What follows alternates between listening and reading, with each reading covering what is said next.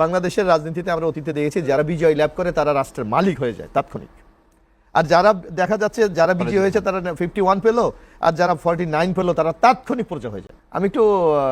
আমি যদিও আইনের অত বিশেষজ্ঞ না, তবে যতটুকু সাধারণ মানুষ হিসেবে আইন বুঝি, আমার মনে হয় রাজ্জাকি ভাইয়ের কিছু কথার সাথে আমি একমত হতে পারছি না। উনি বলেছে যে অতীত থেকে আমরা কোনো শিক্ষা নিয়েছি কিনা, আমার মানে অবশ্যই নিয়েছি আমরা। যেমন আপনি দেখবেন বাংলাদেশের ঐতিহ্যগত নির্বাচনের যদি আপনার পূর্ব ইতিহাসগুলি দেখেন, নির্বাচনের পর বিজয়ী দল এবং যারা পরাজিত দল হয় এদের মধ্যে কিন্তু একটা বাকযুদ্ধ চলে। নির্বাচন কারচুরি হয়েছে, নির্বাচন ইঞ্জিনিয়ারিং হয়েছে, কিন্তু this is the first time সবাই কিন্তু রেজাল্টটা মেনে নিয়েছে এবং কোনো অভিযোগ নাই। এটা কি আমরা শিক্ষা নিইনি? অবশ্যই। তারপর দেখবেন যারা বাংলাদেশের রাজনীতিতে আমরা অতীতে দেখেছি যারা বিজয় লাভ করে তারা রাষ্ট্রের মালিক হয়ে যায় তাৎক্ষণিক, আর যারা দেখা যাচ্ছে যারা বিজয়ী হয়েছে তারা 51 পেলো আর যারা 49 পেলো তারা তাৎক্ষণিক পর্যায়ে হয়ে যায়।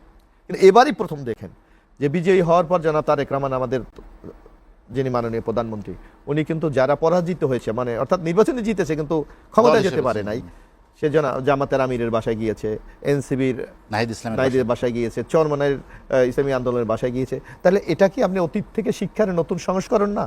আপনাকে এটাকে অভিনন্দন জানাতে পারি না আমরা? শুধু তাই না, আপনার 12 তারিখ নির্বাচন হয়ে গেছে, আজকে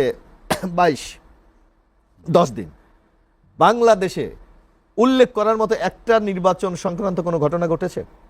এইটা কি আমরা অতীতে শিক্ষা নিইনি? আমার মনে হয় অর্জন আমাদের অনেক কিছুই আছে, অর্জন আমাদের অনেক কিছুই আছে, আমরা এগিয়ে যাচ্ছি।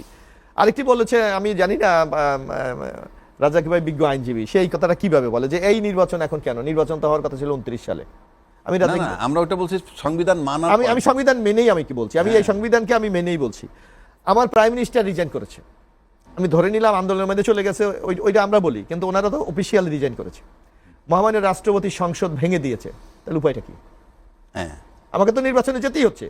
সুতরাং 29-এর যে ধোঁয়াটা কেউ কেউ তুলছে, এটা কিন্তু সাংবিধানিক ব্যাখ্যা এটা টেকে না, বরং আপনাকে মাস নির্বাচন হতেই হবে। এক, আরেকটি বলেছে জুলাই আন্দোলনকে আমরা ভুলে গেছি না। আপনি দেখবেন আমাদের মাননীয় প্রধানমন্ত্রী উনি কিন্তু জুলাই অভ্যুত্থানকে স্বীকার করেই হাদির কবর জিয়ারত করেছে, আবু সাইদের কবর জিয়ারত করেছে, যেখানে এই জুলাই যে স্মৃতিগুলি আছে সেখানে উনি কিন্তু সেই শ্রদ্ধা নিবেদন করেছে। এবং উনি, আমরা বলেছি জুলাইয়ের শপথ অনুষ্ঠানটিও একটু ব্যতিক্রমী একটা অনুষ্ঠান হয়েছে, একটা প্রকাশ্যে রাজপথ হয়েছে।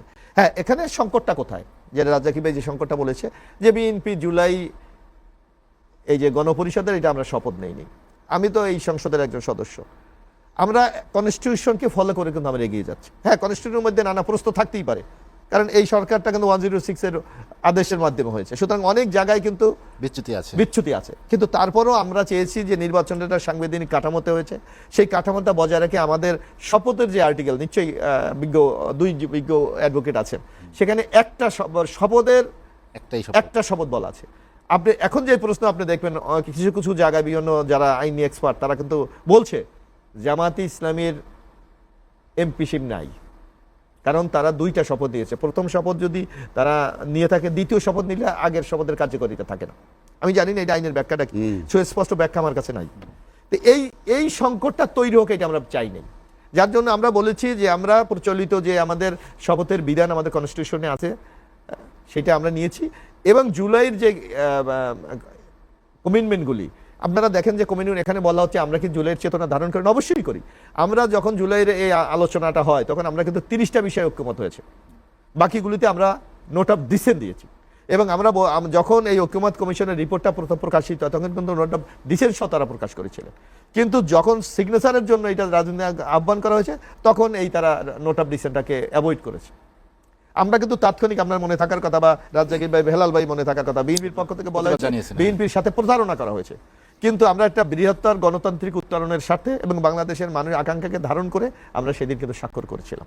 এখন আমরা কি বলছি? এখন আমরা বলছি জুলাইয়ের প্রত্যেকটি বিষয় সংসদে আমরা উত্থাপন করব, যদি সংখ্যাগরিষ্ঠতা এমপির মহোদয়রা এটা অ্যাকসেপ্ট করে অবশ্যই আমরা সেটা মেনে নেব। সুতরাং বিএনপির এখানে ধোঁয়াশার কোনো কিছু নেই, আমরা স্পষ্ট বলেছি পার্লামেন্ট সার্বভৌম, সুতরাং পার্লামেন্টে যে সিদ্ধান্তগুলি নেবে সেটাই আমার আগামী দিনে বাস্তবায়ন করবো।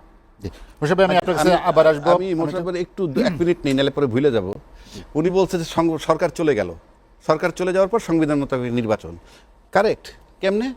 সরকার চলে যাওয়ার পর নির্বাচন হইতে হবে 3 মাসের মধ্যে, জি। সেটা হলো 7ই নভেম্বর 2024-এর মধ্যে, যদি কোনো কারণ না হয় আরো 3 মাস পাইলে 7ই ফেব্রুয়ারি 2025-এর মধ্যে।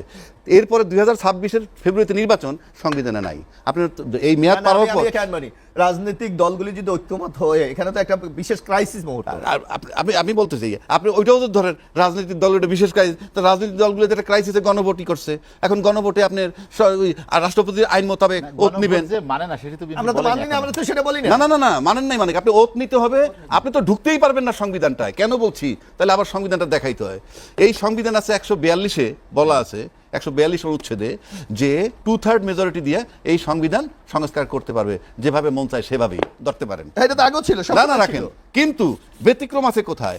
ব্যতিক্রমটা এখানে আছে মৌলিক কাঠামোতে, হ্যাঁ। 7-এর খতে বলা আছে সংবিধানের 142 অনুচ্ছেদে যা কিছু থাকুক না কেন, ওই 142-এ যা কিছু থাক না কেন, সংবিধানের প্রস্তাবনা প্রথম ভাগের সকল অনুচ্ছেদ প্রথম ভাগের মধ্যে আছে ওই বঙ্গবন্ধু ছবি টানানো, এটার পরিবর্তন করতে না, পারবেন আমি একটু কথা বলি। আপনি সংবিধান পরিবর্তন এখানে বলা আছে, সাথে আপনি দেখেন যে কোনোভাবে এই সংবিধান পরিবর্তন করা যাবে না। সেটা তো- এটা কোন ধরনের গণতান্ত্রিক ব্যবস্থা? আর কথা তো সেটা না, একটা স্বৈরাচারী ব্যবস্থা কথা হলো তো আমরা স্বৈরাচারী ব্যবস্থা। address করতে পারি আপনি না। তাহলে করলে কি হবে? আবার 7-এর 1-2 মোতাবেক রাষ্ট্রদ্রোহী মামলা হবে। এবং 7 বছর জেল হবে, সেটা বলে হ্যাঁ, 7 বছর জেল হবে। প্রশ্ন হচ্ছে যে তাহলে তো আপনি যতক্ষণ মধ্যে এটা না পারতেছেন অতক্ষণ মতো, তাহলে সংবিধানই যদি মানেন, আমি বাদ দিলাম গণভোট, সব সংবিধানই যদি মানেন, তাহলে যতক্ষণ পর্যন্ত পরিবর্তন না হবে অতক্ষণ পর্যন্ত জাতির জন্য না, সংবিধানের সকল অগণতান্ত্রিক বিষয় যদি কেউ যুক্ত করে, সেটা আপনি মানবেন? অগণতান্ত্রিক বলতে কিছু না, এটা চেঞ্জ অবশ্যই, এটা তো তারা করেছে। আপনি এখন এবং যে বললে হবে না তো। নির্বাচনের বৈধতা নিয়ে প্রশ্ন